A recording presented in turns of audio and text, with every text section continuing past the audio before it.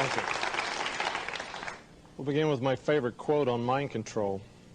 There are 3 or 4 good researchers in the country who have approached the subject. But let's just see what they have to say about mind control existing in our day. This is a quote by Alex Constantine. There are only 3 or 4 books available, even if you search on the subject of mind control, let alone subliminals. Notice what he said.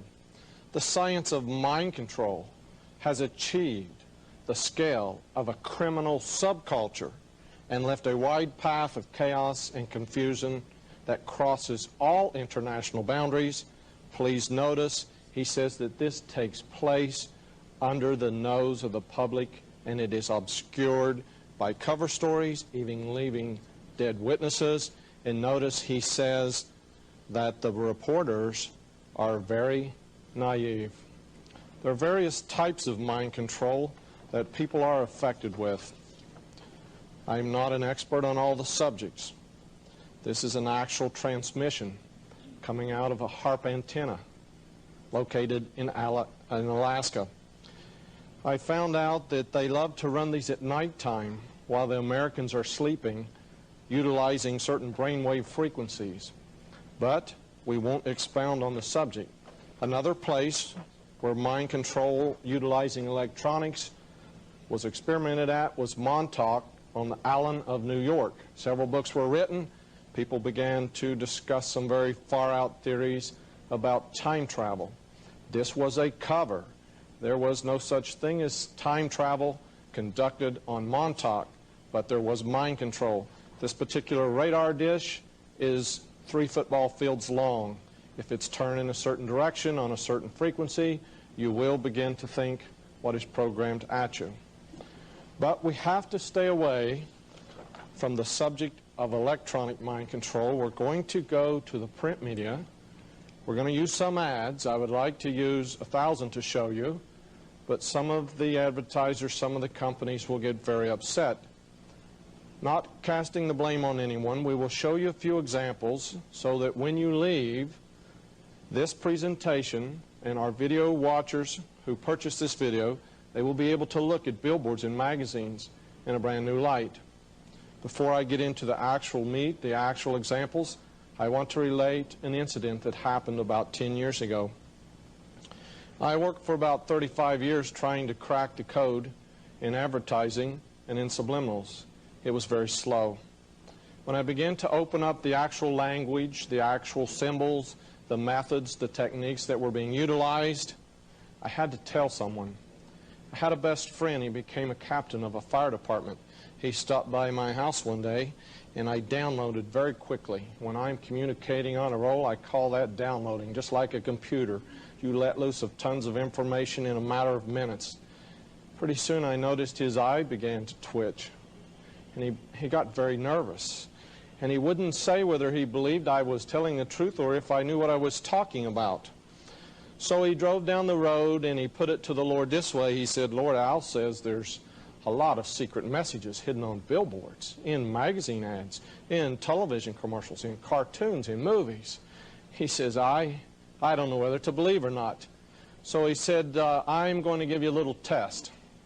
I'm going to walk in the first library I pass, and I'm going to pull out a book, and there has to be something hidden on page 666. If you'll show me something extra on page 666 with the first book I pull out of the library, then I'll take that as a confirmation that you're revealing things to Al about subliminals and mind control. This particular friend did not know the difference between the reference department in fiction. He was not a reader. So he went into the library, he pulled out a volume, he quickly turned to the back, and guess what? It did not even go to 666.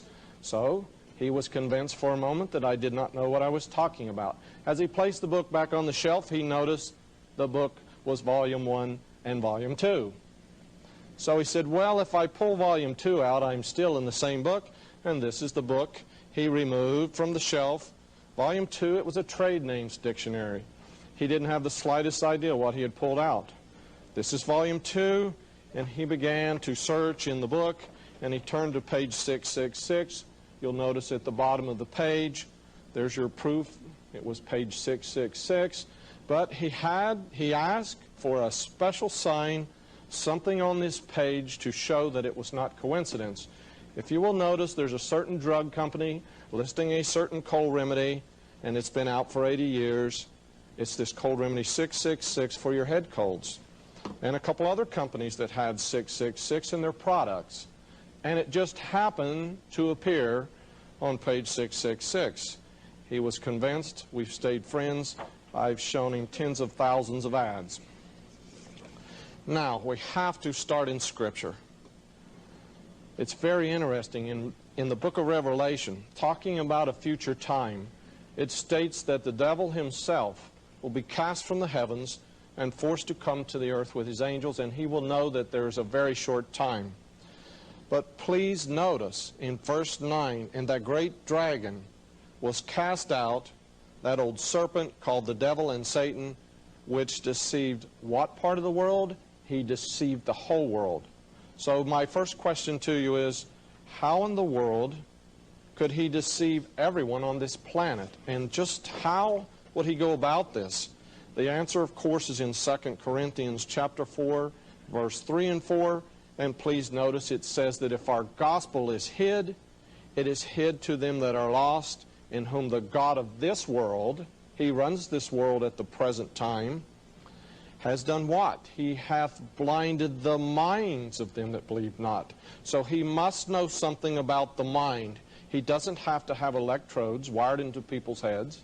He does not have to come by your house to see what you're reading. He works with the mind. Before we get in deep with examples, let's look at some interesting verses. In the Old Testament, we find a very interesting term. It's called double heart. I wonder what that could mean, double heart.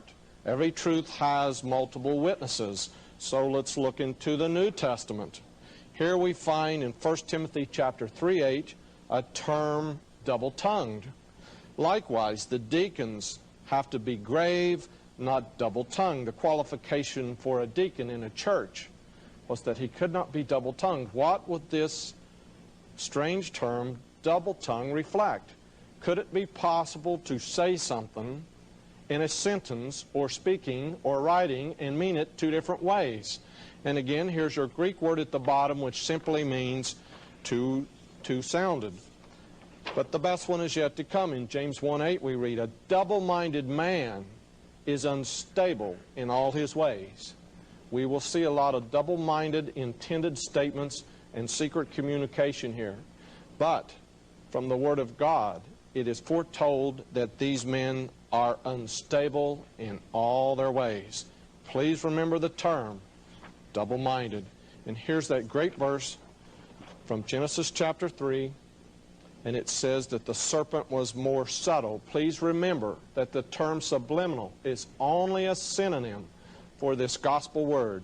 Everything that's right and wrong, we're foretold in Scripture if you will only read. There isn't anything brand new. There isn't anything that can come from the scientists or underground organizations. There isn't anything that can come from an intelligence agency. But the Word of God hasn't pre-warned us. Please notice, he was more subtle than any beast of the field. And notice this, he was getting ready to trick Eve. There was a negative consequences about to fall on Eve for her actions. How did he hide this negative plan that he was getting ready to deceive Eve with? The first word recorded in the book of Genesis he ever spoke was the word yea. He was planning a negative consequences, but he hid it with an opposite. He worded it very carefully so that she would not be alarmed. So let's go to Webster's, unabridged. This is one of those 15-pound dictionaries found at the library. This is the third book I use behind the Bible in a concordance. It states in the definition from Webster's Unabridged, this is a 1966 edition, that the definition of subliminals is something that falls below the threshold of stimulation. In other words, it's not quite up to a level where you'll take notice and action. There's something else very interesting in this definition. Begin to look down into the sub-definition, because you'll find them admitting right in the dictionary, notice between the parentheses, that these techniques are used in TV advertising. I didn't say that. That's from Webster's Unabridged at your local library. They said such as techniques in TV advertising. There's only one Christian book on the subject of subliminals. It's already out of print. But I will give the man credit for bringing up these issues to Christian people. Here's his book, 1986. The man's name was John Tranter. His little book was called Images. Let's read a powerful quote from his book. Isn't it ironic that the advertisements you thought were so stupid are really intelligently directed toward your what? Toward your subconscious. The left side of your brain is your conscious part. That's the part you do your thinking with. That's where you do your mathematics, your grammar, your analyzing. The right half, the right hemisphere of your brain is your subconscious, and that is the part of your brain that subliminals are directed to. You are not conscious of the fact that you are constantly under subliminal bombardment. Please notice again in the quote that he says these are hard-hitting messages. This has been proven to affect your final behavior. He mentions your purchasing power. And he also states that these men are laughing all the way to the bank. We're going to have plenty of examples in just a moment. We're laying the groundwork. One of the first men to research subliminal information was Marshall McLuhan. He was situated in Canada. His books were printed there. He stated that any ad consciously attended to is comical. Some of them are very comical. He said that ads are not meant for conscious consumption. They are intended as subliminal pills for the subconscious. And again, he's saying that even the sociologists do not pay attention. Now, we studied in the Bible quickly. We read a couple verses showing there were terms such as double heart, double tongue, and double-minded. Let's go see what George Orwell had to say about the subject. This book has been read by most Americans. It's required in some colleges. Most people think it's just a fictional novel. A little bit of background about George Orwell first. He attended what was known as the Tavistock Institute in Great Britain. The Tavistock family donated a castle to the British military. And the purpose was that this castle would be used exclusively for research into mind control. George Orwell attended this Tavistock Institute, so we have to pay very close attention to what he said inside of his book, 1984. He said reality control, they called it in Newspeak. Almost reminds me of a certain news magazine. Doublethink. What could we mean by doublethink? To know and not to know, to be conscious of complete truthfulness while telling carefully constructed lies. Sounds like some politicians I know. To hold simultaneously, notice it's at the same time, to hold simultaneously two opinions which canceled out, knowing them to be contradictory, and believing in both of them, to use logic against logic, to repudiate morality while laying claim to it. And on he goes, saying that a man who's gifted in doublespeak and doublethink could say something for democracy, but actually it was carefully worded to hide his intentions because he was against democracy. Again, in this quote, there's something very powerful in his definition of the term doublethink. He states at the bottom of this quote that to actually understand the word doublethink involved the use of doublethink. It must be a very complicated process. Let's get into some actual examples. Notice I mentioned that this sounded like some politicians I know. In this old ad, the product is at the bottom, and it's not important to show what product they were selling. But everything that politicians do to control people is let out in this simple ad. Very many people have researched all across the country the technique of thesis, antithesis, synthesis. Here you see a politician making a point. He says it's a matter of opinion.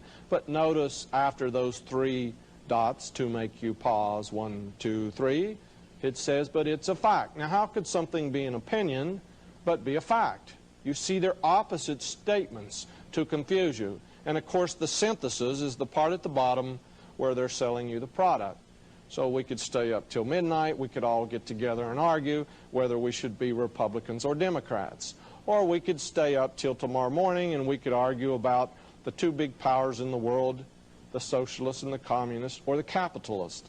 But suppose there was someone in between. Suppose there was a power so rich, so very able to manipulate both. You set two opposites in motion so that people will join one side or the other, but the intention is control from the very beginning. In this advertisement from a farm journal in Des Moines, Iowa, 1910, you will find the oldest corporate logo in the United States. You may remember seeing this logo. Also, there is a subliminal word hidden in the very name of the company. The simplest example I can give you of subliminal programming is that there are 3 grade school words that control all the buying habits of everyone in the country. 3 simple grade school words are used continually, over and over in advertising. They are, you need, that's the name of our product, you get, you want. We won't show you specific examples so that the advertisers and the companies don't get mad and call me tomorrow. But these words are sometimes used up to 12 or 15 times in just simply 2 paragraphs. The 3 words are often used in the same sentence. You want, you need, you get. By the way, the Rothschild family purchased this company. It was later known as Nabisco. They also owned R.J. Reynolds before relinquishing them. So Malcolm Muggeridge, in his book, he was quoted in The Want Makers by Eric Clark. He said, history, when it's all finished, history will see advertising as one of the real evil things of our time. It's stimulating people to constantly want things, want this, want that. Where do you get that big notion to purchase? It may not be your own. It may be from constant conditioning, because these simple words are used thousands of times every day in simple advertising. Here's an example on a billboard. Please notice the eyes. This technique is also used in advertising. We'll have more to say about it later. There's one powerful word. It was the word want. To make sure you cannot escape the ad, some ads place the words in very large bold letters in their header. Okay, this particular product, no longer available, was a Nimrod camper. For those of you who research Scripture, Nimrod was a very important person after the flood. He created what is known as the occult today. All false religions, all secret societies, witchcraft, Satanism, anything else you want to include on the dark side, they all honor and worship Nimrod. One of the 10 most important Christian books of all times is Alexander Hislop's The Two Babylons, available at your local Bible bookshop. There's much to say in there about Nimrod and how witchcraft, astrology, child sacrifice, and the holidays that people keep, they all come from Nimrod worship. Before we proceed any further, let's see what Webster's Unabridged says about the term occult. The term occult can be defined as anything that intervenes between your sight and the light. When I ask people on talk radio or in expos or in speaking engagements, I always say, give me a working definition, something that you might purchase that comes between your eyes and the light. Someone in the audience always says, how about sunglasses? I have one company, I will not name them. And 6 of their ads on sunglasses say write us, and they include their department number, that big infamous number 666. They've combined the working definition of the word occult with this infamous number. They're located in New York. On the internet, you can find a man named Michael Hoffman. He's written a book about mind control and secret societies. In his book, he has something very powerful to say. Michael Hoffman II said in his book, Masonic Mind Control, that the alchemical managers have bred over millennia, over 1,000 years, they said, they bred a human race that is most wretched, stupid, and ignorant. It's so unrivaled in thousands of years. He said these blind slaves say they are free and highly educated, even as they march behind, notice this word, signs. Have you ever taken time to analyze a sign or a billboard or a logo? He says a medieval peasant would have run away in panic-stricken terror from the signs that modern man embraces. Here's one. This is off of a building in Texas. I wonder what a medieval peasant would have thought of this particular emblem. More on it later. Its history and what year it appeared on your dollar bill, but please notice the eye. This is on a building in New York. It's constantly used in advertising. I have at least 1,000 select ads with this technique. When I first discovered this technique, I did not even have a name for it. My wife and I would simply say, I found a few more ads on the eye technique. I didn't understand it had great spiritual significance. Not only is it a psychological ploy, it is very uncomfortable if someone is staring at you. Sometimes eyes are used in hypnosis, but there's something even deeper beyond that. If you'll notice, in U.S. News and World Report, they were constantly in the 80s running this survey once a year on who runs America. But why did they choose this particular emblem when they're asking the survey who runs America? There was one banker from New York, Chase Manhattan, who was always in the top 10. But again, let's look to the scripture for all our answers. No one would believe in this term. This is superstition, and superstition does not exist in the 20th and 21st century America. So what does it say in Proverbs? He that hasteth to be rich hath an evil eye. What in the world are they talking about? Please notice the connotation. It is connected with someone that wants to be rich. I wonder if they want to get rich on Madison Avenue or Fifth Avenue in New York. Because this technique has been used in advertising for the past 100 years. But we need a second confirmation. Jesus said in the New Testament, there are a lot of evil things that can proceed out of a man's heart. One of them, he included an evil eye. A man's intentions can be seen in his eyes. You can be controlled by someone staring at you or controlling you. I went to the local bookstore and I discovered there was a book on the history of this whole subject.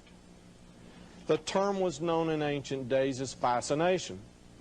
There are dozens of ads in the United States utilizing two eyes staring at you, and in the fine print they will mock you because they will include the term fascination. I was surfing the internet and found this strange site. Here's the grandson of Aleister Crowley, for researchers who are familiar with that name. It's the man who made black magic return to our century. There's much at your local library about Aleister Crowley, who died in 1947. Notice on this website, it's called the Order of the Evil Eye. We do not need to read all the particulars, but please notice at the bottom it says death to Christianity. I passed 6 or 8 billboards on my way driving here today where eyes were used to control the person in the car reading the advertisement on the billboard. But remember, Michael Hoffman said that a medieval peasant would run away from a lot of signs and symbols that we embrace today. This one is very well known.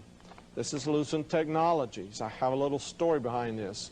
A good crowd of Christian people are very informed about Lucent Technologies. Traveling across the country, especially in Little Rock and Denver, I noticed the largest warehouses in the country are owned by Lucent Technologies. I also read that they purchased office space at 666 Fifth Avenue, New York, but it's quite okay. Someone has to purchase office space in that building. So notice, not only do we have a red circle, which is a very important symbol in the occult, but it is white in one place. It is the serpent biting its tail, which is an old symbol for Lucifer. All of these facts are very well known.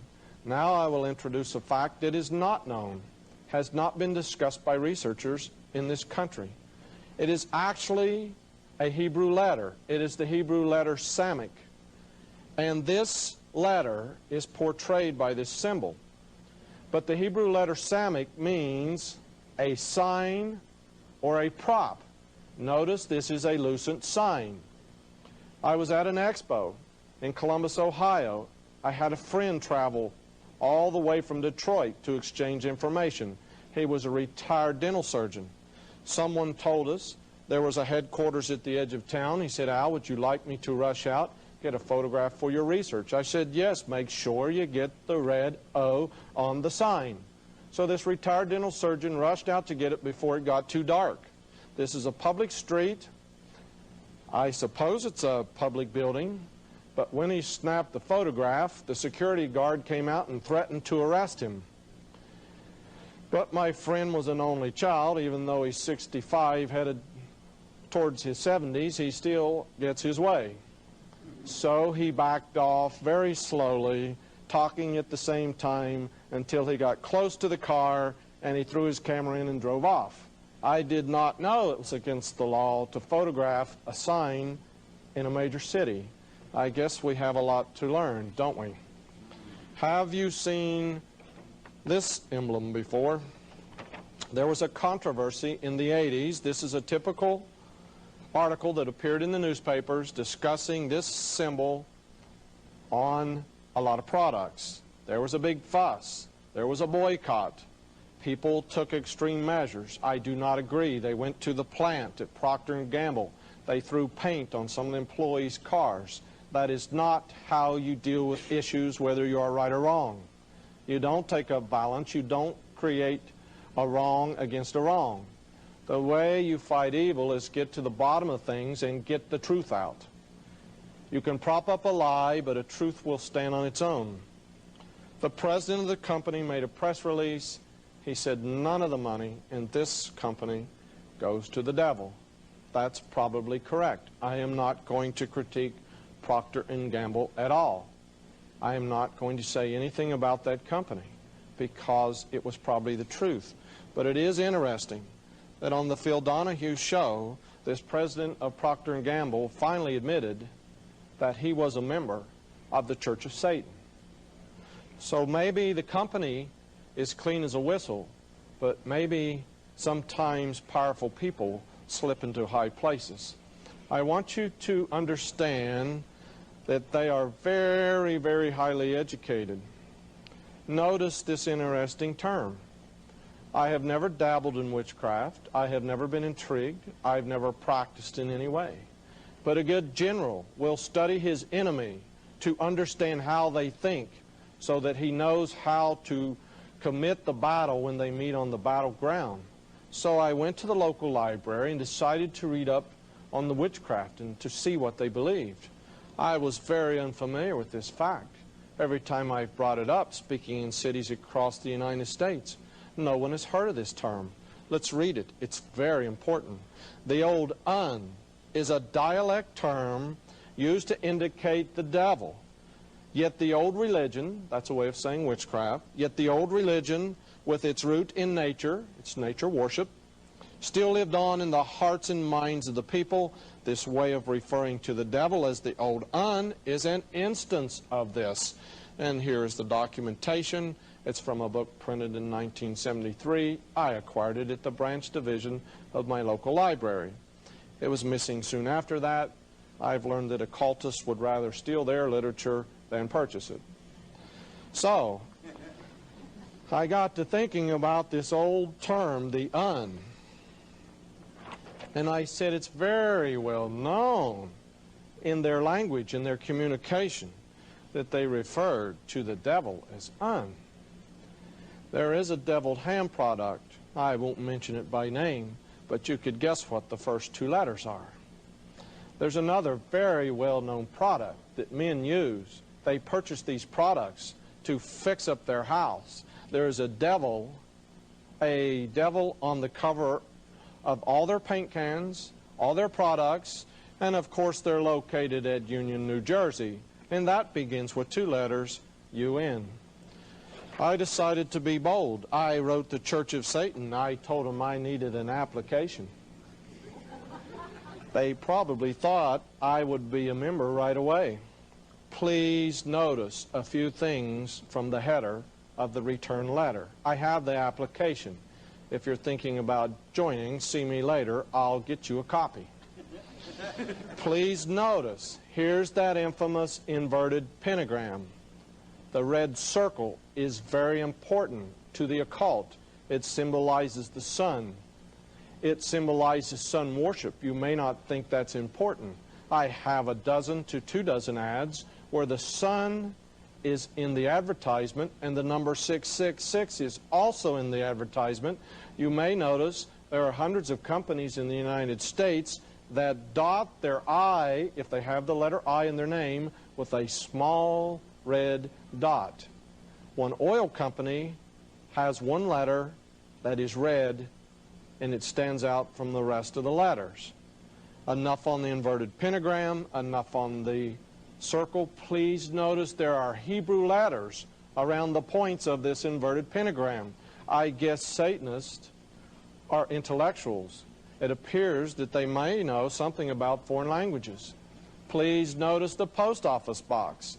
Is it a coincidence? My question is, why would the postmaster allow some society, but you know we have freedom of religion in America, why would he allow someone like the Church of Satan to acquire a box number 666? Please file in your memory what state it is in, because we're going to do some wordplay on this state in just a moment. But for this little part, please notice the inverted pentagram. Let's go to Washington, D.C. This is the headquarters for Eastern Star. There are 2 inverted pentagrams in the iron grill work around the building. Even the ironwork has inverted pentagrams. I wonder about those fine ladies. Have they ever questioned anyone about the symbol for their organization? I think they need to band together and find a new one. Let's do a quick study from the Funk and Wagnall Standard Dictionary of Folklore about a character named Pan. Not everyone is familiar with this character Pan. It is actually a term used for the devil in Greece. You might remember the cartoons or drawings about Pan. But there are some things we need to note. In this little definition about Pan, we learned 2 or 3 important facts. Number 1, he was over reproduction of the flocks, usually the goat and the sheep. A lot of these occult groups are protecting what is known as fertility worship. We won't expound on that. You adults know exactly what I'm talking about when I say fertility worship. He had horns. He could only be found in the darkest forest if you went to search for Pan in the noonday sun. He was always in the darkest place. His mere presence created such fear, it is the origin of the word, panic. That's the origin of the word, because of the great fear he created. But this is 20th century America. Why would we begin to mention Someone named Pan. Here's Pan on the cover of Vanity Fair. Again, here's Pan on the cover of the New Yorker. Not saying anything against these magazines. I read a lot of New Yorkers. It wasn't meant in any evil fashion. It's just showing that Pan is very well known, even if you make a cartoon or some little remark about Pan. But what is Pan doing in the middle of Indianapolis, in the middle of the concrete jungle downtown? Remember I said Pan dwelt in the darkest part of the forest? Right in the middle of the concrete jungle in Indianapolis, there's a statue of Pan in the trees. He's always found in the deep, dark forest. Also in Indianapolis, someone was playing word games, I believe, because there's Pan's consort, Diana. You can find the word Diana in Indiana or Indianapolis. Word games are prevalent in secret societies. Remember, we're looking for this creature named Pan. This is the Washington Cathedral. This is where your politicians go to worship on Sunday morning in Washington, D.C. It can be located by going to the highest point in Washington, D.C. It's interesting to me because in the Old Testament, the prophets of Baal, Baal, were always worshiping at the highest point. I went in and talked to the female reverend briefly, but please note how high, how tall this cathedral is. Please note the two doors at the bottom. Notice above the doors there is some type of sculpture. I won't hold this up too long. Actually, if you figure out what it is, it's very provocative because there are nude men and women in the sculpture over the doors where the people enter. I have enlargements, but we won't show them. I wonder what they worship at the cathedral. But I had to go looking around to see what I could find. So I went to the garden where the trees and the shrubs, and here was Pan at the Washington Cathedral in Washington, D.C. Probably just a harmless little statue. In 35 years of research, the biggest shock to come to me was that the people in secret societies and occult underground groups seem to know more about Scripture, seem to know more about Bible than people who carry one and profess to be God-believing Christian people. Now, they're very, very well versed in their beliefs and Christian beliefs also, and they love to play word games. Of course, Pennsylvania is named for that great man that had liberty, religious liberty in his state, William Penn. But please note that the Romans had another name for Pan. They called him Sylvanus, Silenus, Sylvan, Sylvan, a sylvan compass. There are towns in this country called Sylvan Grove because it's where there are trees. On this map you will note the largest national forest in the state of Pennsylvania. Both words can be punned into Pennsylvania. If you're very observant, if you look close, you would have noted that the route number is 666. Here's a product advertised in Life magazine, 1955. It's called 666 and it's for head colds. I have ads going back to 1937 advertising this product. I wonder why people would choose such a number for a product. Don't they think they might offend Christian people? I mean, everyone is familiar with that infamous number mentioned in the book of Revelation. Very few Christians realize the number appears twice in the Old Testament. If you'll do your homework, you'll find a common thread running between these verses. God knew everything from the beginning. I did a little research on this company. They are located in Jacksonville, Florida. I thought it was a big drug company. I drove down to take some photographs. It was just one little building under the trees. They had one bronze plaque on beside the door, and it was advertising this product. Maybe this is all they make. Please note the name of the drug company. A lot of people call the name Monticello. Actually, the correct pronunciation is Monticello. Monticello, two French words. So this product is manufactured at Monticello in Jacksonville, Florida. I'm not critiquing their product. I'm not saying that this is more than a coincidence, but I am noticing patterns about some of these numbers and names in the United States. Please keep it in mind while we study this great road. This is a federal road. It was in 4 states 2 years ago. The state of Arizona voted to change this route number. They said we do not want Route 666 in our state anymore. I think that's the way things should be done. If your product number or your name begins to offend people, why not change it? Why not take into consideration even the beliefs of Christian people, whether there is no evil intention at the beginning or not? Here we have a road.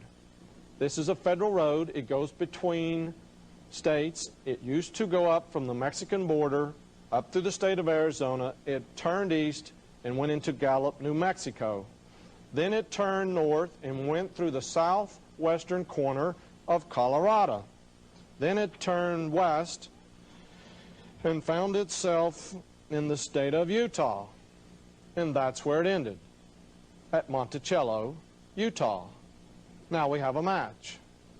Twice we've used the term Monticello in association with the number 666.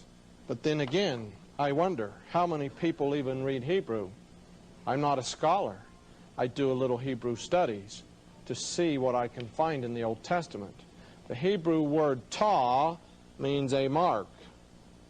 This road ends in Utah, and it is actually the serpent hanging on the cross, because this road weaves itself around 4 corners, USA.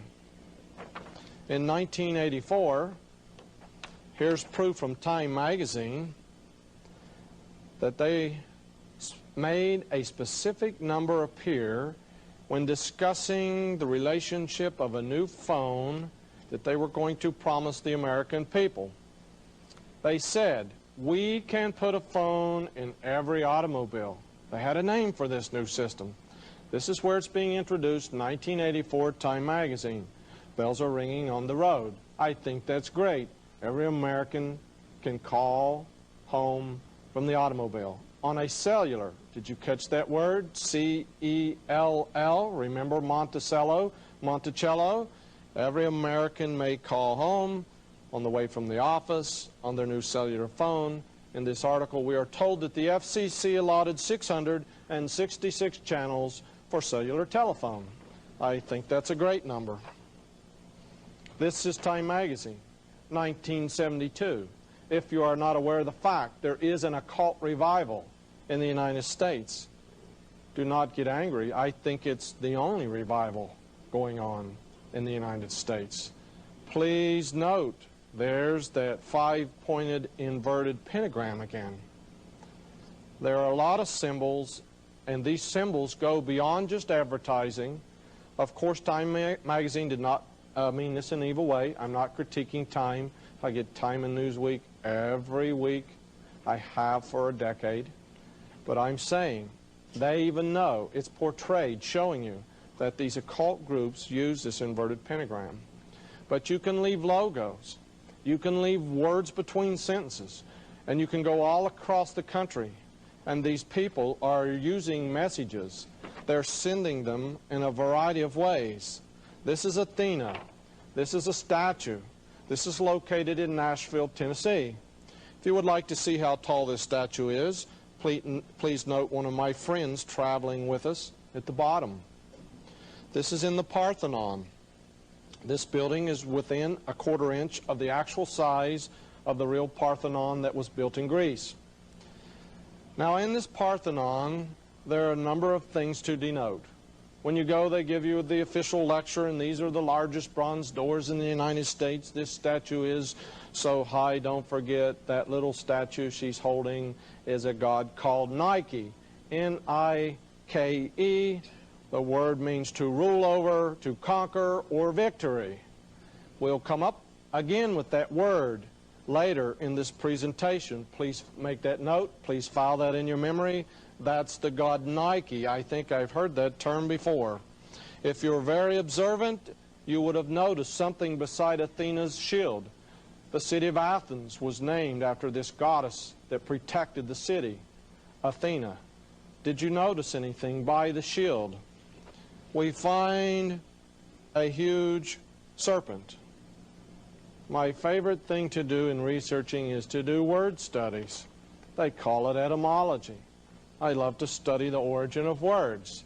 I found in my concordance, most Christians have a Strong's or Young's concordance. Sometimes it's located in their online Bible on their computer. You can look up Greek words and Hebrew words that appear in your Bible.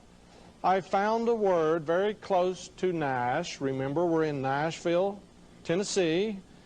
One word said a charmer. When I did research on this particular word for charmer, it said to control someone by repetition in music, for all you Nashville country fans. But it could just be a coincidence. Maybe it was not by design. So I studied a little further, and I found that this word Nash was also related to a word that meant the bite of a serpent. I wonder if they know that in Nashville.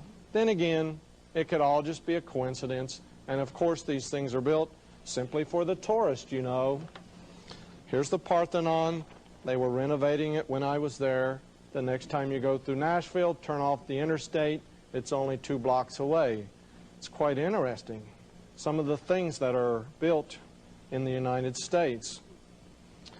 Please do not tell my friend Al Cuppet that one of his relatives are on the statue at this university. There was a movie on cable. Sometimes you can get a copy of it. It was called The Brotherhood of the Bell, B-E-L-L. In this particular movie, our hero finds a conspiracy because all the men in politics, all the men in big business have attended the same college. It's just a fictional movie. Movies are created for you to take a break from reality, so don't think too analytical when you're watching a movie. In The Brotherhood of the Bell, the college was St. George's College. But of course, it's just pure fiction. But again, I know where there's a university outside of Washington, D.C.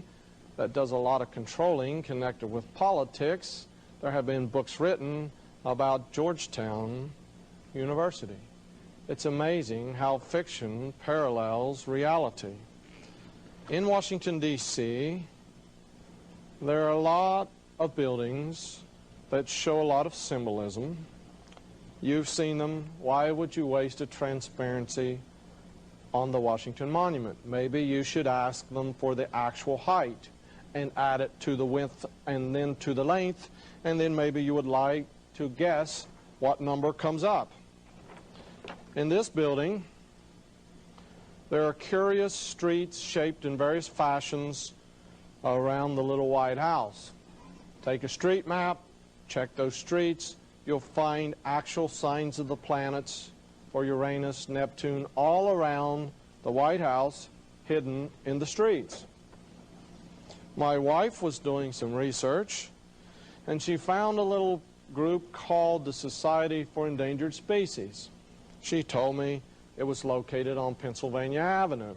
So twice when I was in Washington, D.C., I looked for this little office where the Society for Endangered Species was headquartered. I had the hardest time finding it. This is on Pennsylvania, but note at the end of the street is the Capitol. It's not in the Federal Triangle looking up towards the Capitol. It is beyond the Federal Triangle. In other words, the Capitol blocks this part of Pennsylvania, and Pennsylvania picks up on the other side. So I finally found this building on Pennsylvania Avenue. I didn't go up to the offices. I just wanted a photograph, and of course I wanted a photograph of the street address.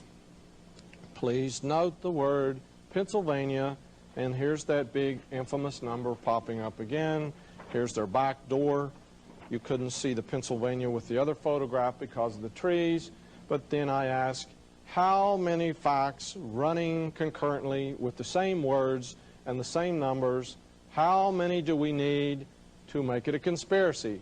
Do we need 100 examples? Do we need 500? Now you know why I have 1 million ads at my home. There's a favorite number that appears all over Washington, D.C. Here's a bank. Maybe it's a coincidence. I'm not critiquing this bank. I just wonder why people would purchase a building that even had this number in the address. I think I'd take the one next door. Now, in Washington, D.C., there's a lot of pressure. What do people do for pressure? Well, they love to go out to a movie. So here's the theater where most people go in Washington, D.C. when they're wanting to unwind, they're wanting that release, they want to get away from reality for just a little bit and unwind. The name of it is the Janus Building. I've been reading Alexander Hislop's monumental book, The Two Babylons, for 30-some years. If you'll look in the index, you'll see that the term Janus was always associated with the number 666. But of course, this could be just one huge cosmic coincidence. You'll have to forgive me. I think I have a transparency out of place. I've been traveling a lot this week. I don't even know how that one got in there. Okay. Here's an old ad, 40 years old, from Life magazine. It's the American Railroads. And please note, someone is communicating with someone else. Someone knows how to communicate in a quick symbol, just a couple of words. I think we have a speaker coming up on the Prophecy Club tour that will be on this subject because he is an authority. But quickly, I would like to show you some things I've noticed. This is Indianapolis. This is the Masonic Lodge. I came across it at nighttime. Someone sent me down there. It looked like something out of 1001 Arabian Nights. People fly in from all over the world to view the architecture. If you go to Alexandria, Virginia, you will note this building. This is called the Masonic Memorial to George Washington. It's a very interesting building. I've been inside. You can go to the top. It's built in an incredible manner. It's a great building. Please, the next time you're in Alexandria, please go inside this building, the Masonic Memorial to George Washington. Of course, it just happens to be 333 feet tall. Now, in Washington, D.C., there's only one statue of a Confederate war general. This is that Confederate war general. His name is Albert Pike. A little research will show that Albert Pike was the founder of the Scottish Rite, the southern jurisdiction of Freemasonry. He was also one of the 3 men who founded the Ku Klux Klan after the Civil War because he was a Confederate war general. I could expand on this subject. I'll leave it to other speakers. Yes, there is evidence he was a Satanist. I had to take that photograph over the top of the police cars because this building to the right is the Justice Department. I wonder where they plan to place things. Does anyone do any research anymore? This is the building where all the high masons, your politicians from either party, meet on Albert Pike's birthday. This is the House of the Temple in Washington, D.C. All politicians appear there on Albert Pike's birthday, and they shake hands and pat each other on the shoulder, and you still think they're both arguing with each other, correct? It's called thesis, antithesis, synthesis. It's all created for control. Please notice the street address. When you go there, notice it is 1733. I wonder how much manipulation, how much bargaining has to be done to make sure you get a street address that has the right number. Yes, that is a Sphinx. Let's study this building a little more. Notice when you go in the entrance, high above, there is some very detailed artwork outside the building. You may not be able to tell, you may not be able to examine it at first glance, so we'll take a little close-up to the left and right. Notice that was a serpent. Again, if you were a good student, you had been reading Alexander Hislop's book, The Two Babylons. Please note, I will repeat it, it's in the top 10 Christian books of all time. He has a woodcut drawing about the twin serpents. Remember, I told you, make a note about the red circle, the red O. It deals with sun worship. You will see the rays of the sun coming out. There's much more symbolism. They have the double-headed eagle. But let's move on. Here are some transparencies of a place you've already heard about. There's that great Masonic symbol, the compass and the square. This is Denver International Airport. The next time you're going through, please take some time to look around. Now, a lot of people have seen these mysterious murals on the wall. If you'll be patient, I'll show you something beyond the murals. There must be a lot of significance. There must be a lot of symbolism. Why does this gal have a cross?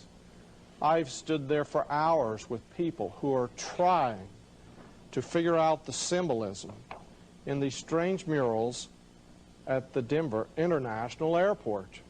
I think it would take someone well-versed in clinical psychology to even make inroads trying to figure out what in the world do these murals represent.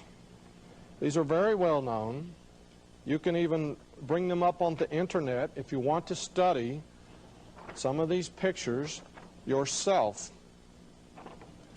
But I decided to look around a little further.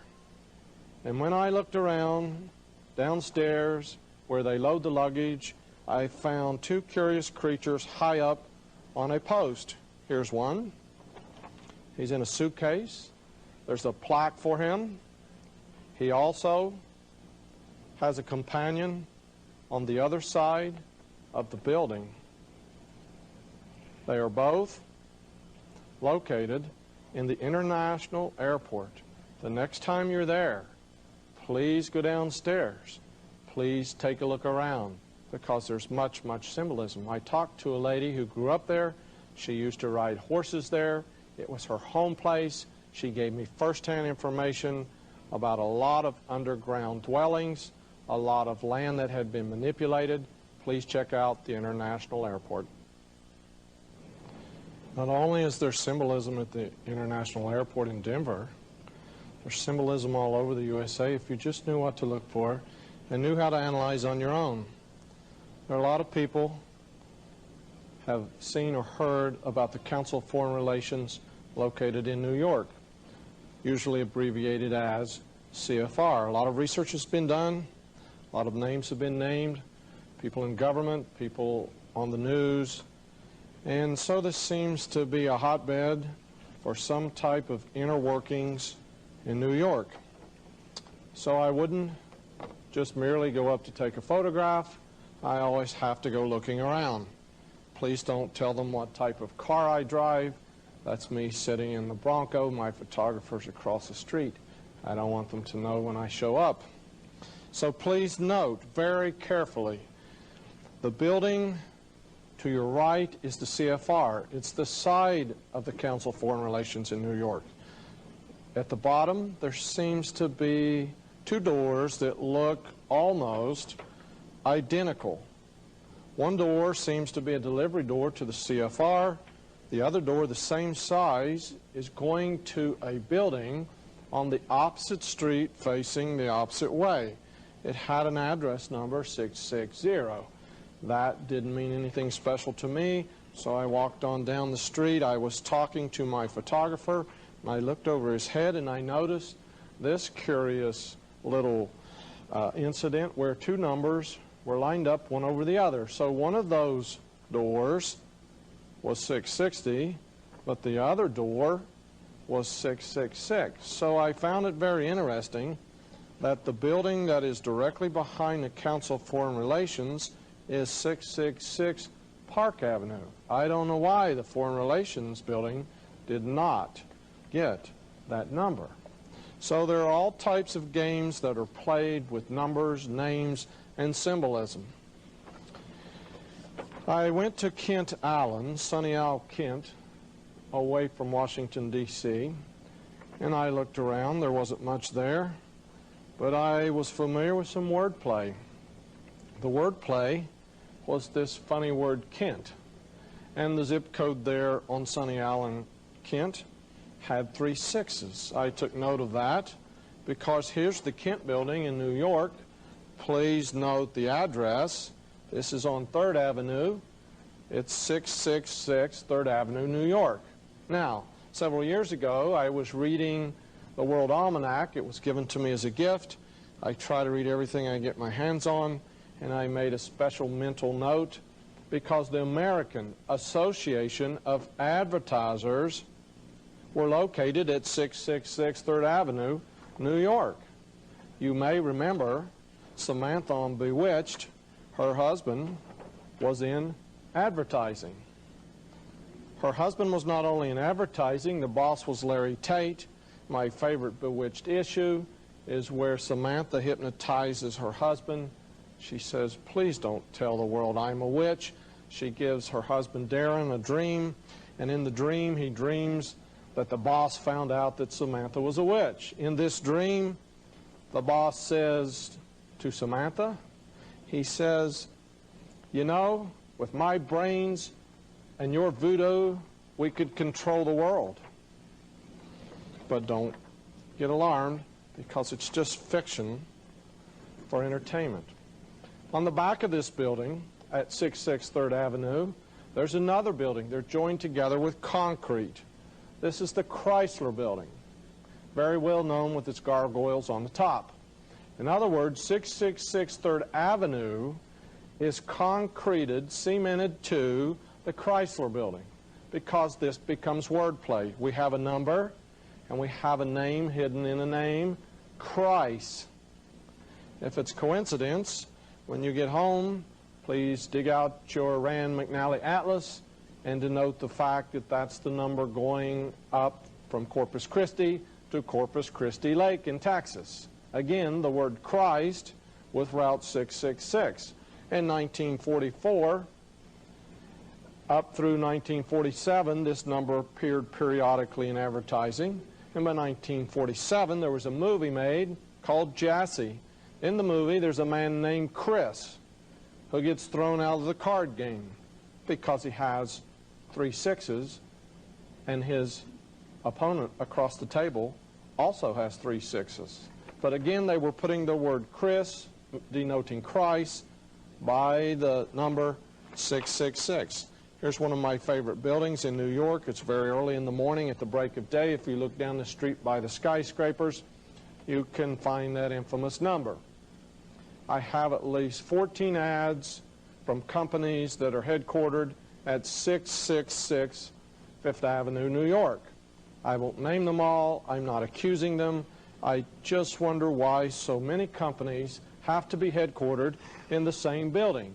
I think it's because there's not any office space left in New York. Then again, why do some of the companies run occult words? Like one ad I have, the first 2 words are the devil. There are many of these companies, if you'll just watch real close in the fine print when you're looking at an advertisement. Here's another view. I'm at St. Patrick's Cathedral. My photographer is shooting down the street to show how far away you can get and still see this great big number. At night, it glows in red neon on 3 sides. You can see these numbers glowing on 5th Avenue for at least 15 blocks. Again, we're getting closer to the building. Please note, at the bottom of this building, hidden between the skyscrapers, is some type of cathedral. I didn't check to see what denomination. I just wonder how they enjoy their service when they're underneath the shadow of this huge number. In the late 80s, there was a small newsletter that appeared in the country which included occult symbols and tying the conspiracy to the black arts. This newsletter was called Conspiracy Tracker. In one issue, they stated that the Rothschilds had an office at 666 5th Avenue. Again, on the bottom floor, please note, the name is only the name of the contractor who built this building. There was a strike the day I took the photograph. We had to wait 20 minutes to get a clean shot without the taxis. They thought it was great. They thought we were photographing the strike that day. Now, at the bottom, you can barely see it, is the headquarters for the Italian Airlines, It is the headquarters. It is the direct route from Rome to New York. If you go down either side of the Italian Airlines, you have to go through a long hall to enter this building, and you will come to two sets of glass swinging doors. Now they have a guard inside. He's about 6'5". He's very well versed in body language and clinical psychology, and you may not enter the building unless you have a reason or a pass. But I want you to take a close look at one of the sets of glass swinging doors. They want you to make sure you know where you're at. This is just one set. Please notice how many times the numbers appear on the doors. Now I want you to do some more research on your own tomorrow. Please call your local librarian, tell her you're researching glass, and you need a number from the Dewey Decimal System at your library on glass. And maybe, without calling, you could guess ahead of time what number may come up. You may not enter the building. It is now closed. There used to be a very fancy restaurant on the top floor. That has been closed. This is a photograph from that restaurant. I've been in the building. Now it's a private smoke club to make sure that no one from the public can enter. I had a comic book I collected in the 70s, and it had a very diabolical message. I'm trying not to name the company that printed this comic book. The cover was a hero. He was called El Diablo. That is Spanish for the devil. This was the hero. This comic book came out every month. Are you watching what your children are reading? El Diablo was the hero. In this one particular issue, the cover of the comic book was about missing children. I'm not sure I appreciate those two things mixed together. And by the way, the comic book headquarters were located in this building, 666 Fifth Avenue, New York. Another comic book that came out at that time, the hero was the son of Satan. I collected as many as I could. They came out monthly, the issues. My favorite Son of Satan comic book was when the son of Satan was in an automobile traveling. He quickly turns to his friends. He says, "What day is it?" The friends reply, "Why, it's February the 2nd. He said, "It's my birthday. Quick, let's go to the state forest." Did we study the state forest earlier in Pennsylvania? He said, "Let's go to the state forest." They said, "Why?" He said, "Never mind. Quickly, drive to the state forest." Now remember, this is the hero. Confusing, isn't it, that the son of Satan would be the hero? When they arrive at the state forest, there are people wearing hoods. There's a human sacrifice going on, a black mass, and of course the son of Satan stops the black mass. Now I would like to ask you, do you know what goes on February the 2nd? And of course Americans say, oh, we have this little superstitious holiday, we have this little custom. But if you've heard some of the speakers with the Prophecy Club, they have mentioned that that is the first occult high day in the year. February the 2nd is known as Candlemas. By the way, how many days into the year are we on February the 2nd? I think it's 33. Now, a lot of the information I show in speaking engagements and expos gets very heavy.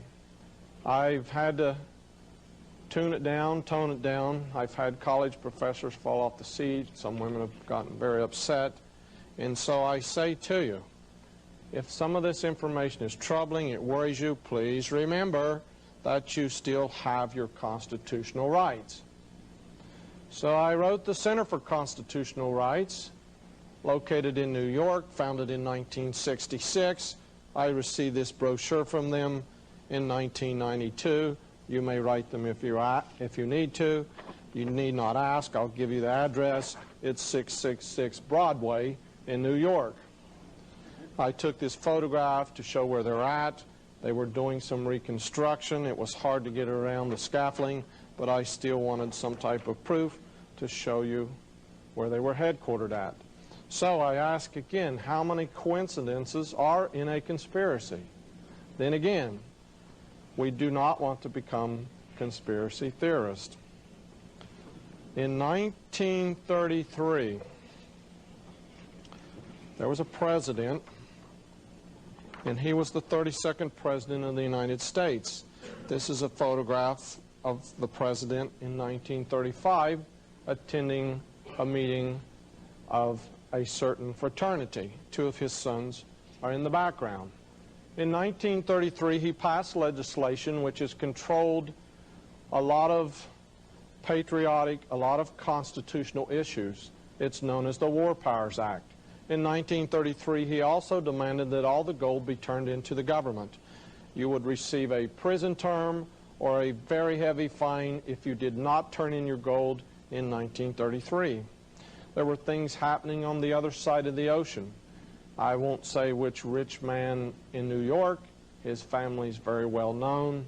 The four brothers seemed to control politics in the United States. One of them told his dad, "We could set up Hitler on the other side of the ocean without being elected if you'll use this method." His father said it was a great idea. Hitler moved into the Chancellery, 1933. The first detention centers were created in 1933. The first pickup of citizens in Germany happened in 1933. Back on this side of the world, two men, a member of a secret organization that goes to 33rd degree, one named Laurel and one named Hardy, made a movie for the year 1933. You may rent it at your video store. It's called Sons of the Desert. Watch closely. You'll find a secret message inside of this movie that was planned to come out in 1933. And again, the Vice President of the United States, on your right, Henry Wallace, was a known occultist. I found out this information. It's available in your public library. It's very easy to find. It is no secret. Henry Wallace decided it was time to put the reverse seal of the United States on the back of the dollar bill. Again, the year was 1933. I ask you, did this happen by coincidence? Did they decide in the middle of 1933 to do these things, or were they planned well in advance? Please note, that's Harry Truman. He's being sworn in as the Vice President as Henry Wallace is exiting. That would make Harry Truman the 33rd President of the United States, and this is from Life magazine. So there were a lot of things going on in 1933. They were not there by coincidence. They were planned many years in advance. Now, if we would move ahead to the year 1966, there were a lot of things going on in the United States in 1966. For example, this man, now deceased, Anton LaVey, created the Church of Satan. It was founded in San Francisco on May the 1st, 1966. May the 1st is, again, an occult holiday, one of the high days in the occult. It became a tax-free, exempt, I hate to use the word, but it was a church, the Church of Satan. People say, well, you know, it was just circus showmanship. They actually didn't become involved in anything. Sammy Davis Jr. was a member. He stated on television that he was a member for 2 years, and he was ashamed of some of the things that he participated in while a member of the Church of Satan. Sammy Davis Jr.'s daughter said he wasn't in it 2 years, he was in it 15 years, and I will not tell you all the rites she said he participated in. Now, people say it's a very harmless thing, it's just a type of white magic, but listen, the son of Anton LaVey is carefully guarded. He lives in Las Vegas. I have a friend who interviewed him. They do not want Anthony to tell his story because he said he watched his father commit 1,000 human sacrifices in the United States. So I think there must be more involved than just circus showmanship. Again, why in 1966? In June of 1966, that of course is the 6th month, Dark Shadows premiered on television. Dark Shadows was the most occult television show to ever appear and come across the screen into the lives of Americans. It was not fiction. The movies are in such demand, all of them have been made available to the public. It is based on the Collins family, and the Collins family brought witchcraft to America. This was noted by Fritz Springmeier, a former Prophecy Club speaker. Of course, the Collins family changed their name to Todd in the Civil War. Back to 1966, Science and Mechanics, a magazine for men, in June of '66, that is the 6th month, had an article called The Return of Witchcraft. Now, what is an article on the return of witchcraft doing in a man's magazine, Science and Mechanics? Again, advertisers had a heyday in 1966. People were asleep back in 1966. There were motorboats sold with devil tails in the advertising. The automobiles had devil tails because people understood the significance. Anton LaVey said, "This is the year of Satan." There were lots and lots of organizations created. Neal was created. HUD was created. The Black Panthers were created in 1966. There was anti. Did you catch that little four-lettered syllable? Anti-poverty legislation, anti-war demonstrations. Why would we have to have anti? Why would we have to have the word appear in 1966? Because someone understood the deeper symbolism. A black man stood up and said, you know, it's safe to walk. Don't worry about all these racial issues. He began to walk from Memphis heading south. He was shot on the 6th day of June in '66 because some people wanted racial tension to go to an all-time high. It is a message always sent by symbols. Now, how many years between 1933 and 1966? There are, of course, 33 years. Because these men consider 33 very special to them in their belief system and in the secret degrees they use as they climb up the initiated scale. Now, you will only have to take one more simple step to figure out when they plan to culminate their plans for this century. Why did George Bush say, "I'll meet the leaders of the world in the Great Pyramid, December 31st, 1999. And of course, it's just a coincidence that the stamp will change to 33 cents in January. And it's probably just a coincidence, the shape. More about 1999 in a few moments.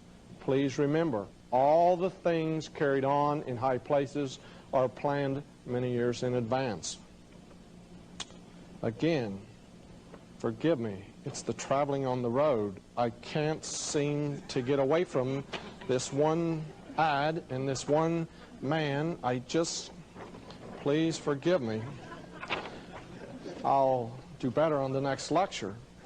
Okay, people say martial law could never come to this country, but headlines in the United States on July the 7th, 1987, from the Atlantic to the Pacific, carried stories and news releases in the AP press about statements made by Oliver North. Some of the headlines read, "Secret Government Alleged." I have original copies of all these newspapers. Please note in this little Florida newspaper, it said that Oliver North had devised a plan for martial law in the U.S. What in the world would we need martial law for in this bastion of freedom? How many years have gone by? How many people are awake? How many people even think that martial law could come to this great country? My friend Alex Cuppett raised a lot of information about a so-called train upholstery repair station south of Indianapolis. He did intense study and appeared on the scene. He said there were signs up that said red zone and green zone and blue zone. There was an Air Force locomotive there. I didn't know the Air Force dealt with locomotives. I thought they were into jets and airplanes. But nevertheless, there were a lot of uncanny things inside this Amtrak upholstery repair station. There was a lot of welding. There were a lot of gates that you could only enter one way. You could not exit that way. There were bars put up over gates. When information was released, it appeared in some patriotic magazines around the country. Immediately, the signs that said red zone, green zone, and blue zone disappeared. But I have them on videotape, It was too late to sanitize. A lot of people had documentation. When martial law does arrive, when it does come to the USA, there are some incredible surprises ahead. Right now there are techniques in science that are being carefully hidden. There are advancements so far ahead of your thinking that I wouldn't even attempt to bring them out. This chopper appeared on the tarmac of an airport, a public airport out west. I will avoid saying what city. I don't plan to give the intelligence services or the armed forces or whoever was responsible any friction over what transpired here. Please note that the door is shut in this helicopter. A Patriot that is equivalent to a bulldog showed up with a camera. As soon as he pointed the camera, the door was slammed. There are only a couple inches left open. If you look carefully, you will see a canister that looks like a large milk crate from old times. This particular Patriot does not understand the word no. There were two men guarding this helicopter with submachine guns. In the original photo on your extreme left, there is a man holding a machine gun. There's a guy inside with a machine gun. He crawled across the airport, his friends guarding him. He went inside to inspect the canister, and there were miniature genetic beings, hearts beating, legs kicking. I will not let out any more information. They did a trace. They know where it came from. They know where it went. But apparently someone is tinkering with science. Genetic engineering is a reality. There's a whole lot going on that the public is not aware of. Now, helicopters, detention centers. You've heard my friend Al Cuppet. He put out the warning. That was his expertise. I won't expound on it. But let's tie it back into this subject. People say, never in America, no, not here. In this Time Life graph from a book on prisoners of war, available at your local library, I found an interesting little notation. This map symbolizes detention centers in this country in World War II for German soldiers. Please note at the bottom of this little picture that there were 666 detention centers for German soldiers at the end of World War II. I think if I was working with those detention centers, I would have built 10 more just to say there were 676. I do not understand why anyone in our government would want this number to appear on anything. This is an ad. I'll leave out the product at the bottom. I am not critiquing the company that ran this ad. It appeared in 1972, Better Homes and Gardens. It was for the American housewife. They were introducing the barcode. This group is very well advanced. You understand that this barcode has three codes, the one on the left, the one on the right, the one in the center that never change. Of course, the first half of the barcode is different from the second half of the barcode. It uses a different numbering system. The light, the dark are read by the laser. They can tell where the product was manufactured, what time, the cost, whatever information they intend to encode. Notice on the right-hand side that two thin lines denote the number 6. There are two thin lines above a 6. All these bars change except the long one extended at the front, the one in the middle, and the one at the end. This is very well known. There have been articles written, books written on this subject. Now, go beyond that. This was 1972.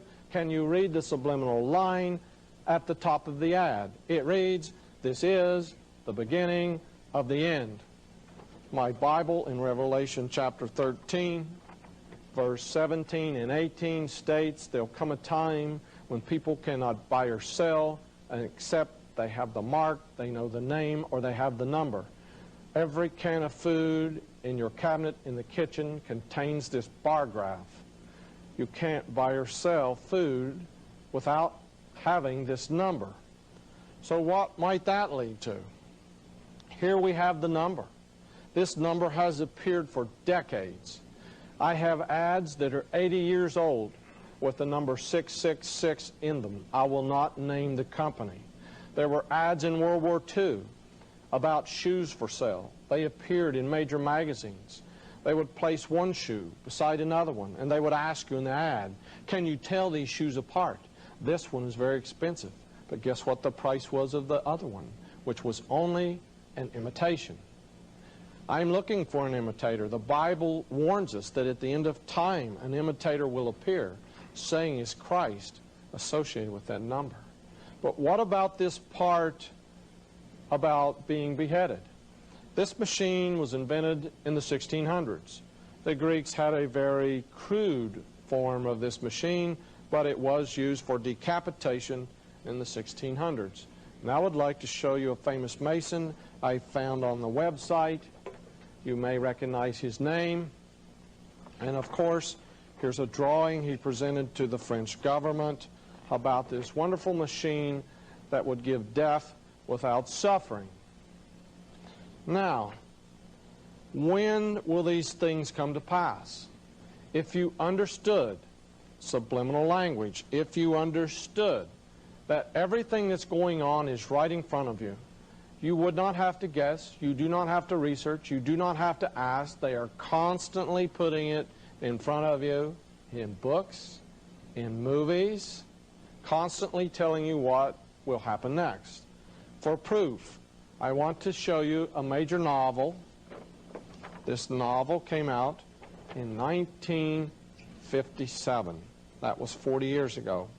This book is available at your local library. It is required reading in some colleges and in some universities.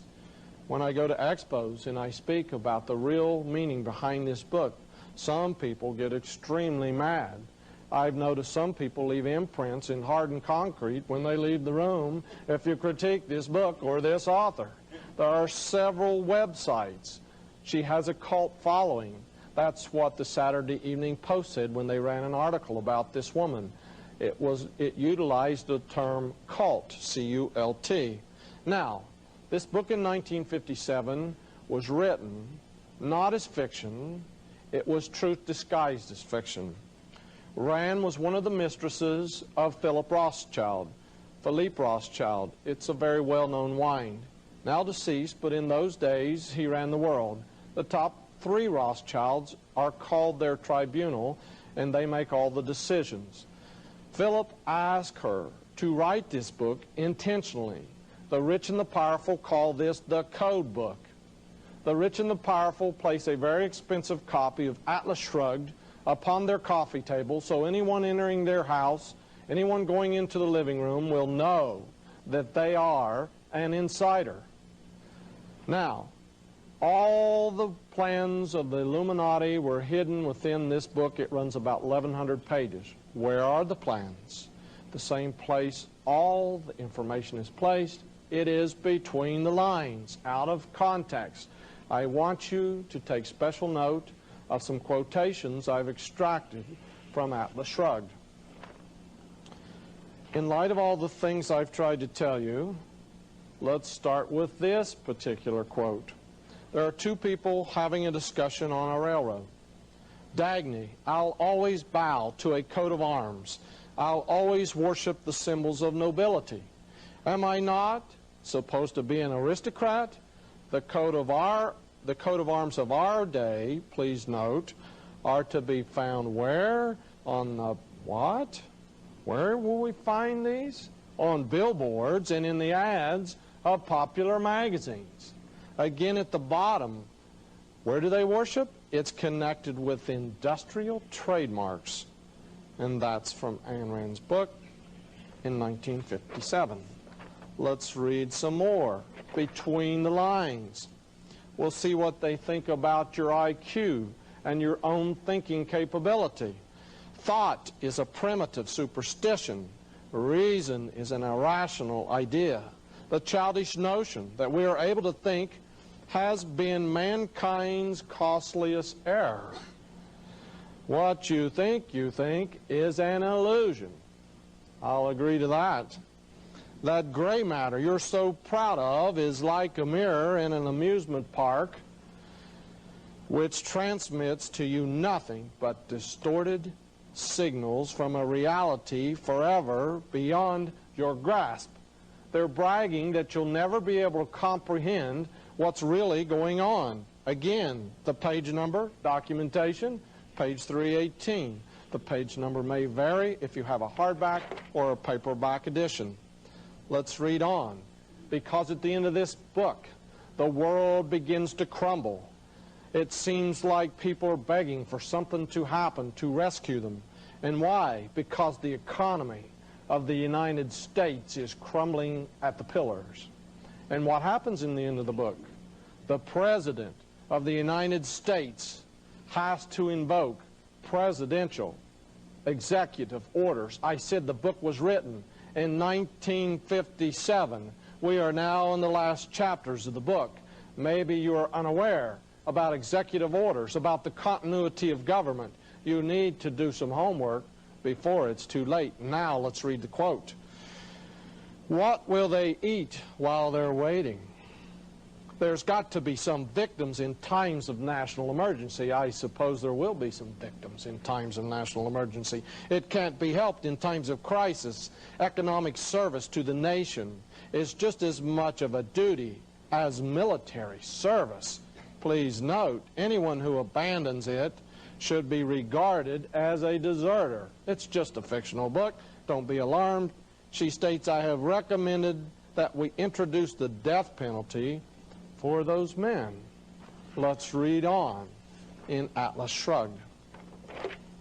Twice within this quote, if you will read ahead, you will notice a peculiar term mentioned in our Bible. I know that this stands for something. I do too. The dollar sign, for a great deal. It stands stamped where? On the forehead of a man? Stamped on the forehead of a man like Hank Reardon as a mark of damnation? Incidentally, do you know where that sign came from? It stands for the initials of the United States. Do you know that the United States is the only country in history that has ever used its own monogram as a symbol of depravity? Ask yourself why. Ask yourself how long a country that did that could hope to exist, and whose moral standards have destroyed it. Read on, because again, it mentions this curious statement, a mark in the forehead. At the bottom it says we choose to wear the sign of the dollar on our foreheads proudly as our badge of nobility. I don't think I'm going to wear anything on my forehead. The production of airplanes had been declared temporarily suspended. Air travel for private purposes had been forbidden. You're free to travel today. Don't take that freedom for granted. An enlightened citizenry should abandon the superstitious worship of logic and the outmoded reliance on reason, just as laymen leave medicine to doctors and electronics to engineers. So people who are not qualified to think should have all the thinking. Where are they going to leave the thinking to? To the experts. I'm sorry. I enjoy doing my own thinking, and I don't like the experts to tell me what to think. I seem to have a problem of thinking on my own. Notice the quote was from page 863. Again, from Atlas Shrugged. It's a great responsibility, said Eugene Lawson, to hold the decision of life or death over thousands of people. And here's that famous Illuminati word that appears on almost every page in her fictional novel, to sacrifice thousands of people, the decision of life or death over thousands of people, to sacrifice them when necessary. But we must have the courage to do it. Give us leeway to save the eastern states. That's all that's left of the country and of the whole world. The time of national peril, it is your duty to serve, to suffer, and work for the salvation of the country. And notice the repetition. You have to make certain sacrifices to the public welfare. Again, from Atlas Shrugged. If you haven't caught on yet, the plans are between the lines. In this quote, they're talking about taking extreme measures because it's a national emergency. You can't have lawlessness in the streets, but what's this about even putting critics or dissenters to death? But don't worry, it's only a release. That's what fiction is created for. On page 1024 we read, for instance, in view of the desperate shortage of food, it has been suggested that it might become necessary to issue a directive, a presidential directive, ordering that every third of all the children under the age of 10 and of all adults over the age of 60 be put to death to secure the survival of the rest. I don't find that interesting, even in a fictional novel. The plans were set in motion in 1957 in this code book. 40 years have gone by. You may obtain a copy at your local library. Don't go out and purchase one. Read between the lines, and you can find out what they're planning.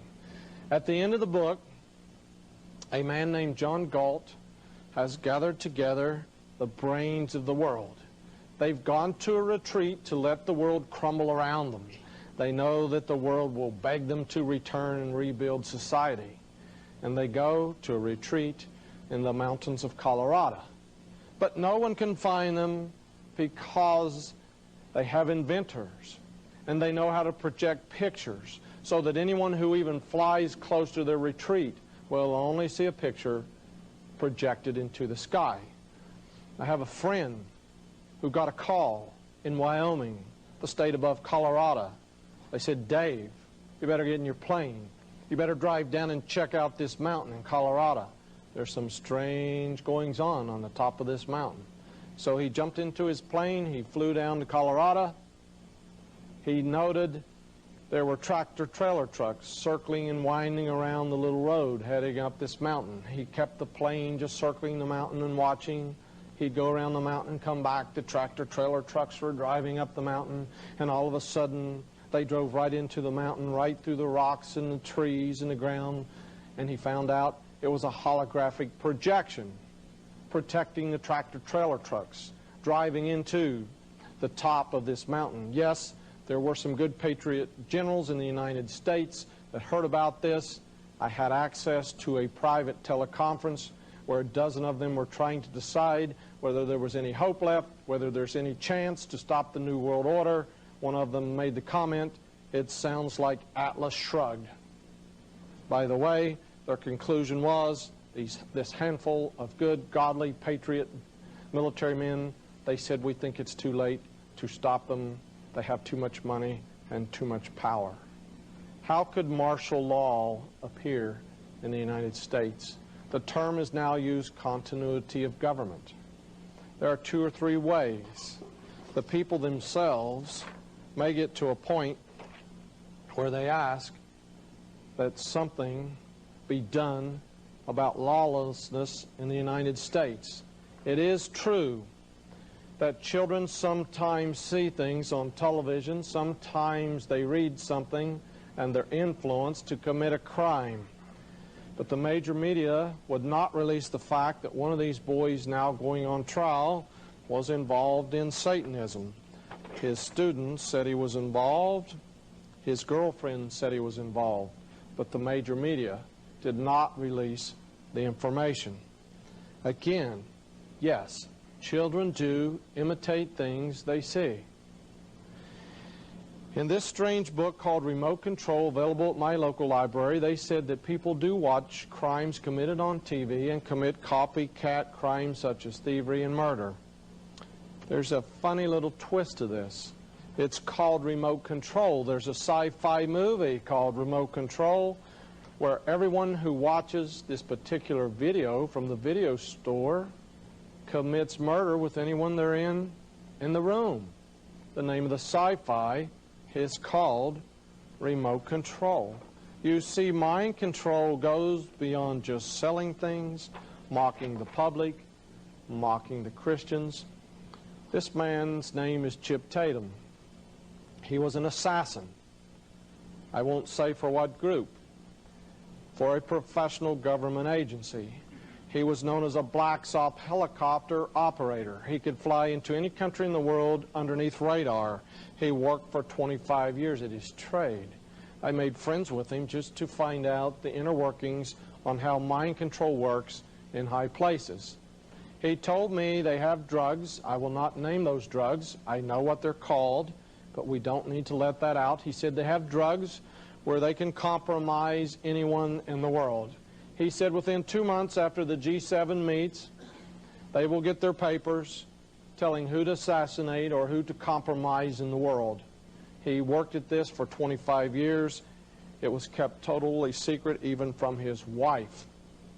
Chip Tatum stated, there was a general in Central America who constantly resisted taking orders from the New World Order. They flew in on a helicopter. They took him out to dinner. They put this particular drug in his drink and in his food. Within 30 minutes, he was a hypnotic victim. Any command given to him, he would obey. They used this drug on him for 2 weeks. When the 2 weeks expired, he could not even remember where he was, where he had been at. Under this hypnosis, he was given commands to do awful things that we do not want to list in detail. We don't want the children to hear it. Then they videotaped him. At the end of the 2 weeks, they walked into his office. He couldn't recall where he'd been. They told him again to jump in line for the New World Order. He said, I will not. They said, view this videotape. How would you like the people in your country to have this videotape? Yes, he took orders from the New World Order after that. Very advanced types of mind control exist in the USA and in the world. This is John Rappaport. He wrote a book, U.S. Government Mind Control Experiments on Children. Yes, charges were brought up in Congress by 2 very courageous ladies. But in this book, let's read what's been going on since the 1950s. In the mid-1950s, children were brought to the United States from Mexico and South America. They were considered expendable by the CIA. The CIA performed horrendous experiments on them. Then, lessons about what worked in brainwashing were applied to other children. The best and brightest in America were carefully selected. It was as if CIA experiments hoped to establish long-term control of the minds of these children for the future. Now notice, they were trying to work with children in some very gifted ways. Several decades ago, this book appeared. It was called The Control of Candy Jones. It was published by Playboy Press in the middle of the 70s. Candy Jones was the #2 pinup during World War II. Candy Jones was going to commit suicide. Her husband was Long John Neville, a very famous New York talk show host. He also knew some things about hypnotism.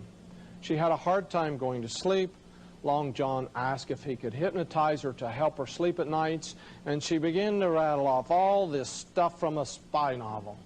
Because, unknown to her, she had an extra personality that had been created over the years by professional men in military places, and she had been taking communiques to armed force people while she was on her USO tour. The book can still be found in some used bookstores. In 1977, there was David Berkowitz. This is his arrest. He was known as the Son of Sam. Now, David Berkowitz took the fall. He would not say that anyone else was involved in these murders in New York in the 70s. New York got so tense, women would cut their long hair, thinking that the Son of Sam enjoyed shooting women with long hair. All of New York was in terror until David Berkowitz was arrested. Let's look in his apartment. There was a hole on the wall, and he made a cartoon because the hole in the wall looked like a face. He says, "Hi, my name is Mr. Williams, and I live in this hole." I have several children who I'm turning into killers. Wait till they grow up. What could he have meant? That they were turning children into killers. Later there was research. Later men did some great research, and they figured out that David Berkowitz had to be working with other people. They contacted him in prison. They kept asking him. They kept interviewing him until he admitted, yes, he was working with Satanists. Let's see what he said in Maury Terry's great book, The Ultimate Evil. I'm serious about all this. This is David Berkowitz speaking. There is no reason why I shouldn't be. Sir, Satanists, genuine ones, are peculiar people. They aren't ignorant peasants of semi-illiterate or semi-illiterate natives. Rather, their ranks are filled with, please note this, who are filling the ranks? Doctors, lawyers, businessmen, and basically highly respectable citizens. Now notice, they are normal on the outside at least, but what is he saying about these people? They are following Aleister Crowley's commands, and they want to do all these evil things. Let's read on about what David Berkowitz says. This is from page 308 and 309. There are certain powerful persons who are able to gain entrance into other people's, we're dealing with the subject of mind control. They have the ability to enter other people's minds and souls. You ask about Satanists? I'm not talking of thrill seekers who hang on to and join every anti-establishment group which comes along. What is he talking about here?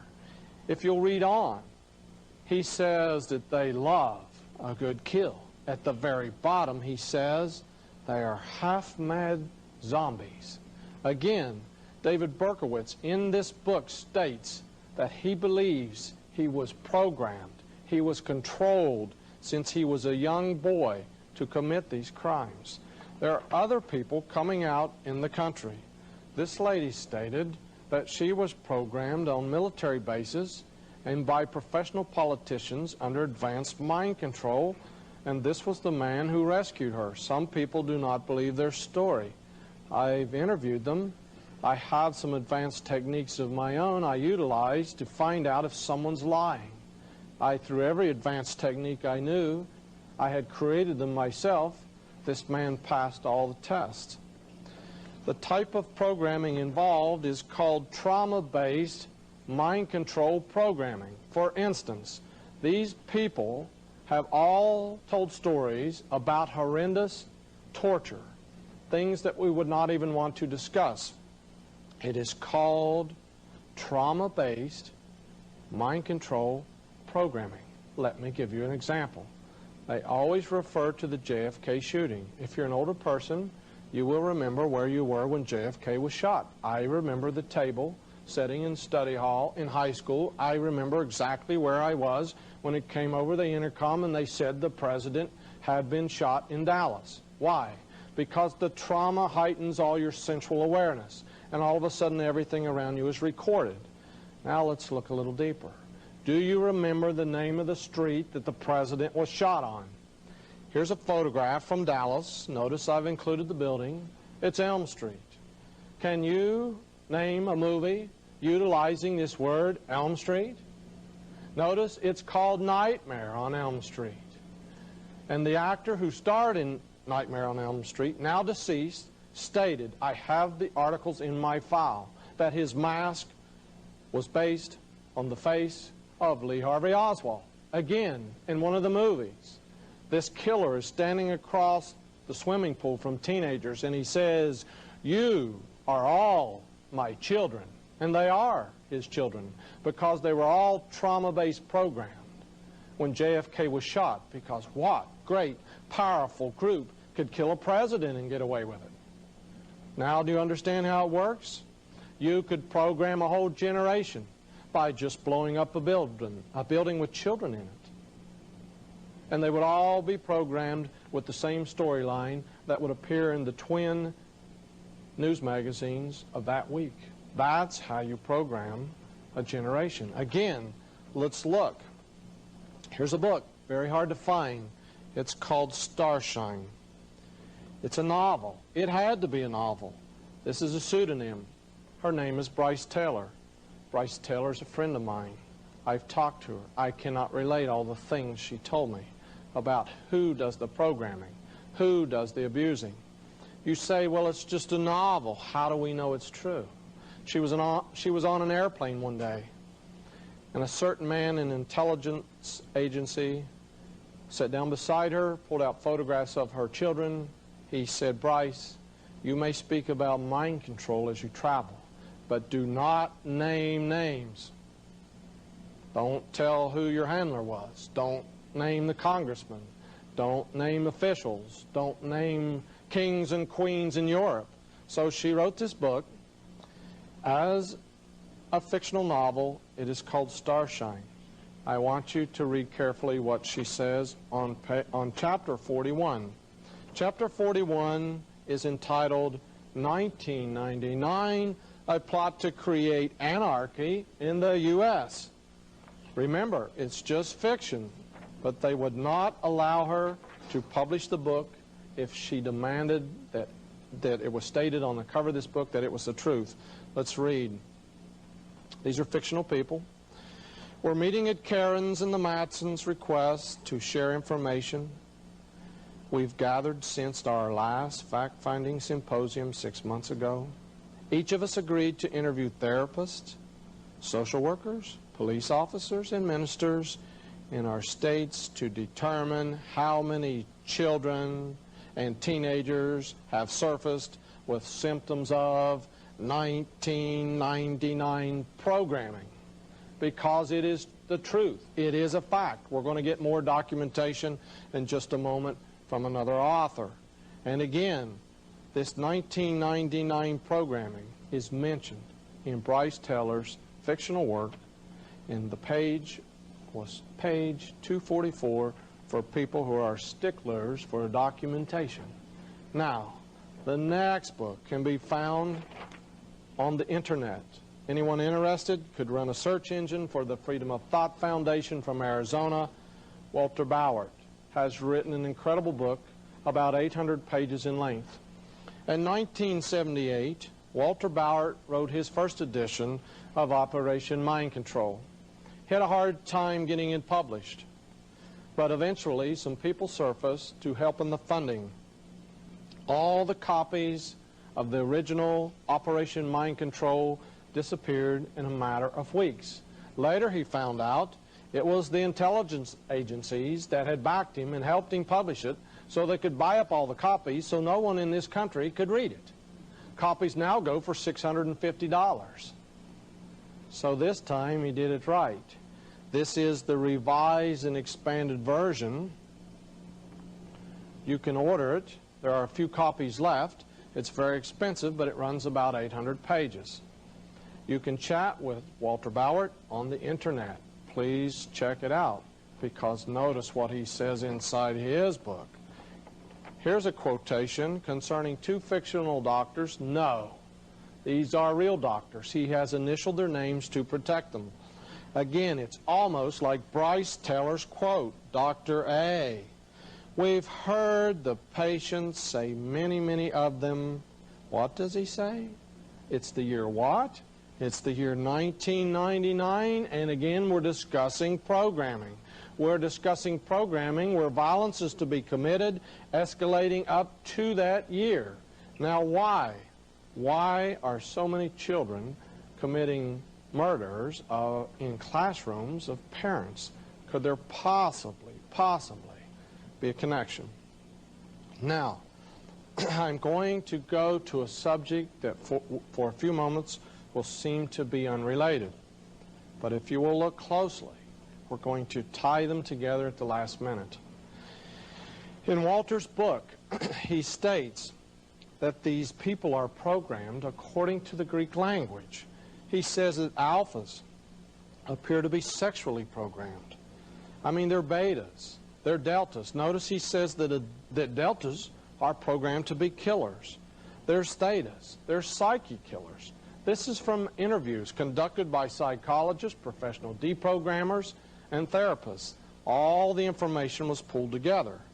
But again, he states that they're using Greek letters to do the programming. At the bottom, again, he mentions another letter from the Greek alphabet. For example, he states that Omega programming is a program built into these mind-controlled victims where if anyone tries to interview them, any professional therapist tries to help them, they commit suicide because they're programmed with Omega programming.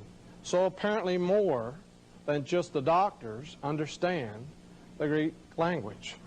I won't leave this one up too long lest you figure it out. It's very fuzzy. It's a neon sign in the window in Washington, D.C. It's a Greek letter.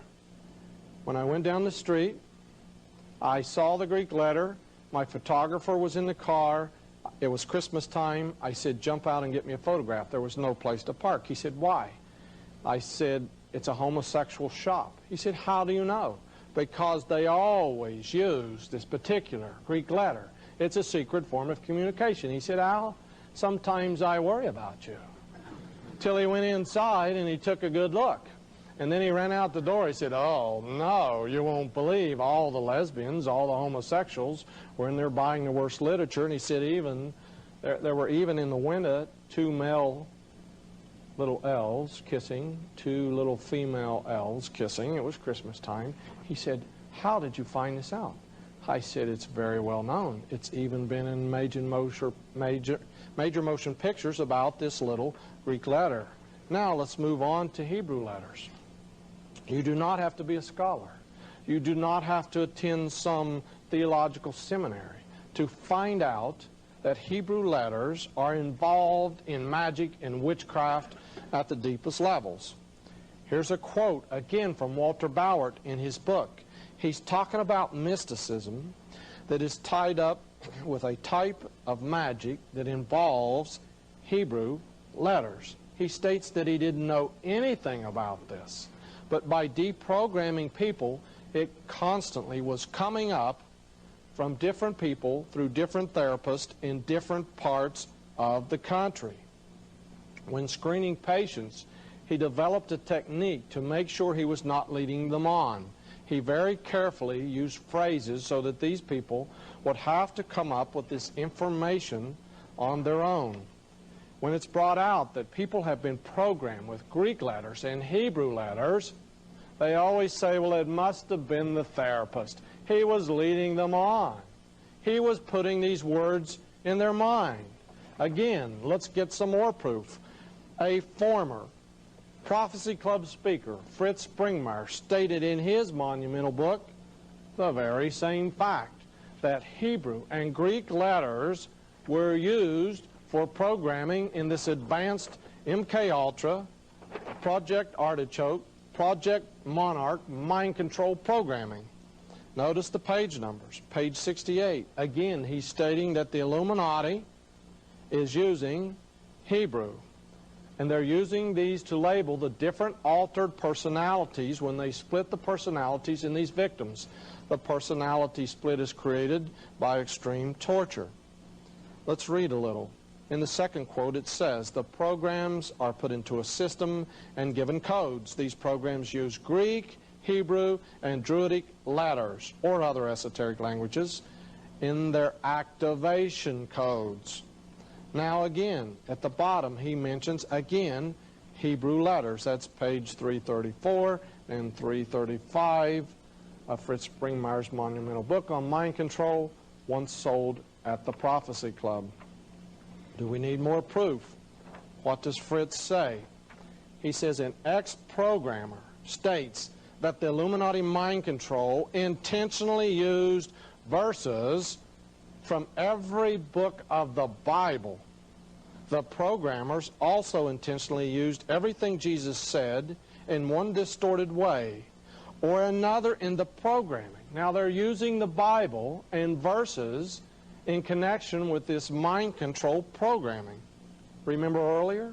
I said the biggest shock I've received in 35 years of research is that the occultists seem to know more about the Bible than the people that carry them. They actually use the verses in the programming. Again, let's finish this little quote. A person can pick up a Bible with Jesus' words in red and get a quick idea of one of these areas where this mind control is being used. They're taking the very words of Jesus Christ, and of course they're twisted in these parables used for programming. Can we find documentation in other places? Here's an incredible book, The Symbolism of the Eastern Star, one of the best books out by Dr. Kathy Burns. Notice again, she says that this science is secret. And at the bottom, there's a very powerful part of this quote you need to read. That it seems to appear like meaningless jargon, but this is a necessity to conceal the secrets from the profane. What secrets? The secrets of mind control, the secrets of mind-controlled assassins, the secrets that are going on where people walk into post offices and begin to do shootings, people who commit mass murders before gun legislation, people that have mass murders going on even in other countries, in England,